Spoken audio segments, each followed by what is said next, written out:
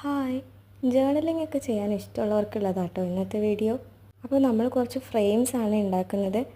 അപ്പോൾ ഞാനിപ്പോൾ ഇതിനെടുക്കുന്നത് ഉപയോഗിച്ചിട്ട് ബാക്കി വന്ന കുഞ്ഞു കുഞ്ഞു പീസ് ഉണ്ടാവില്ലേ കളർ പേപ്പറിൻ്റെ, അതാണ്.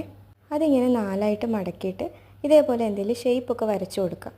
അപ്പോൾ എങ്ങനെയാണ് മടക്കേണ്ടത്, എവിടെയാണ് വരയ്ക്കേണ്ടതെന്നൊക്കെ ഞാൻ കൃത്യമായിട്ട് കാണിച്ചിട്ടുണ്ട്.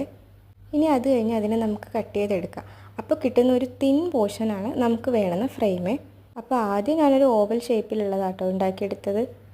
നിങ്ങൾക്കിത് വിൻറ്റേജ് തീമിലൊക്കെ ചെയ്താൽ കുറച്ചുകൂടി നന്നായിരിക്കും. രണ്ടാമത്തതൊരു സ്ക്വയർ ഷേപ്പാണ്. ഇതൊന്ന് തിരിച്ച് വെച്ചാൽ ഡയമണ്ട് ഷേപ്പായിട്ട് നമുക്ക് യൂസ് ആക്കാം. അപ്പോൾ ചാനൽ ആദ്യമായിട്ട് കാണുന്നവരാണ് എന്തായാലും സബ്സ്ക്രൈബ് ചെയ്യാൻ മറക്കല്ലേ. മൂന്നാമത്തത് ഇതേപോലെ ഒരു ഷേപ്പാട്ടോ. അപ്പോൾ അതും ഇതേപോലെ വരച്ചിട്ട് നമുക്ക് കട്ട് ചെയ്തെടുക്കാം. മടക്കിയതിന് ശേഷം എങ്ങനെയാണ് വരയ്ക്കുന്നതെന്ന് മാത്രം ഒന്ന് ശ്രദ്ധിച്ചാൽ മതി. ബാക്കിയെല്ലാം ഈസി ആട്ടോ. അപ്പോൾ ഇഷ്ടപ്പെട്ടാൽ ലൈക്കും കമൻറ്റും ഒക്കെ ചെയ്യണേ. പിന്നെ സബ്സ്ക്രൈബ് ചെയ്യാൻ മറക്കല്ലേ. ബൈ.